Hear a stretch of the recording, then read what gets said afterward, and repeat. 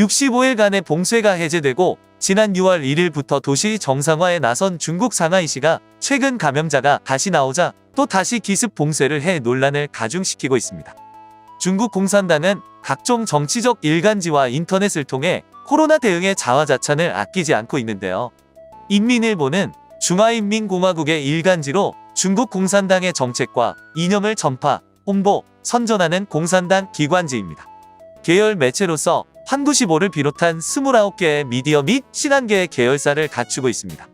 1948년 6월 15일 허베이성에서 중국 공산당 중앙위원회 기관지로 창단되었으며 1949년 8월부터 정식 기관지로 등록되었습니다.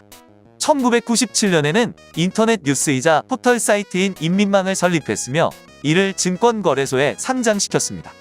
인민망의 한국 지부는 people.com 코리아라는 이름으로 사업자 등록되어 있으며 지부장은 강원도 명예도지사를 겸하고 있는 저우이보입니다. 인민망은 네이버 뉴스와 제휴를 맺어서 여러분들이 자주 보시는 네이버 뉴스 검색에도 노출되고 있는 유력한 일간지입니다. 이런 인민일보에서 얼마 전 특집 보도를 통해 숫자로 말하는 중국의 세계 방역 기여라는 사진 뉴스를 게재하였습니다. 자국 내 상황에 대한 홍보의 주요 내용은 다음과 같습니다. 전염병의 한거 세계 인구의 약 18%를 차지하는 중국에서 보고된 확진자 수는 전 세계 확진자 수의 0.05%를 밑돈다. 2021년 2월 이후 지금까지 코로나19 사망자는 한 건도 발생하지 않았다. 중국은 받을 수 있으면 최대한 받고, 치료할 수 있으면 최대한 치료하고, 검사할 수 있으면 최대한 검사하고, 격리할 수 있으면 최대한 격리를 실현하고 있다. 중국은 무료로 환자를 치료하고 있다.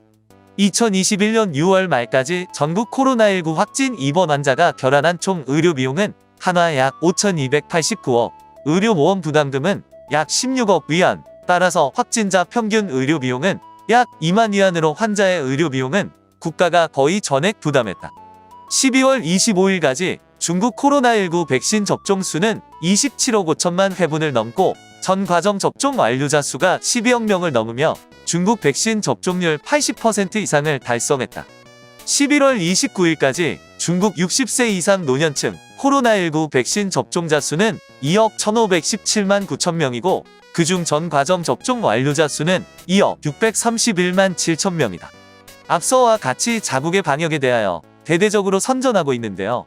사실 저 정보를 곧이곧대로 믿기도 어렵고 믿는다고 하여도 저런 게 막무가내 시계 방역을 누가 좋아할 수 있는지 잘 모르겠습니다. 특히 격리할 수 있으면 최대한 격리를 실현하고 있다. 이 말은 정말로 섬뜩하게 들리는 말입니다. 또한 해외 지원에 대하여도 홍보를 하고 있습니다. 중국은 솔선에 세계의 코로나19 바이러스 전체 연기 서열을 공유했고 코로나19 불활성 백신 3기 임상시험을 전개하여 20여 개국과 연구 개발을 협력하였으며 개도국 약 120여 개국에 20억 회분 이상의 백신을 지원했다고 선전했습니다. 또한 2021년 5월 개도국의 방역과 사회경제 발전 회복을 위해 약 30억 달러를 추가 지원하겠다고 약속했다고 선전했습니다. 하지만 중국 당국의 이러한 열띤 홍보에도 불구하고 유럽 기업들의 반응은 다른데요. 얼마 전 정상화한 상하이시에서 다시 감염자가 나와 중국 당국이 기습 봉쇄를 하자 유럽 기업의 23%가 철수를 고려하고 있다는 보도가 나와서 논란이 가속화되고 있습니다. 사건은 상하이시 미난구 한 아파트 단지의 새벽부터 방역 관계자들이 대거 투입되면서 시작되었습니다. 지역사회에서 감염자가 한 명 나왔다는 정보에 사전 공지도 없이 기습적으로 봉쇄한 겁니다. 근처에 거주하는 한국 교민들의 불안감도 적지 않은데요. 또한 부분 봉쇄 구역도 기존보다 계속 확대되고 있습니다. 그동안 감염자가 나온 아파트 단지만 봉쇄됐다면 이번에는 주변 1km까지 봉쇄하고 구역 내 사무실, 식당 등의 운영도 모두 중단됐습니다. 상하이시의 경우 식당 내 취식과 영화 관람 등은 여전히 금지된 상황입니다. 언제 어떻게 다시 봉쇄될지 모른다는 불확실성까지 더해지면서 유럽 기업들은 탈중국 조짐마저 보이고 있는데요. 주중 유럽연합 상공회에서는 유럽 기업의 23%가 현재 또는 계획 중인 투자를 중국에서 다른 곳으로 옮기는 걸 고려 중이라고 밝혔습니다. 이는 최근 10년 사이 가장 높은 수치라고 합니다. 이러한 막무가내식 방역 정책은 중국의 제로 코로나 정책의 출구를 제시할 수도 없고 시민들의 자유뿐만 아니라 중국 경제를 짓누르는 가장 큰 부정적인 요인이 될 것이라는 소식입니다.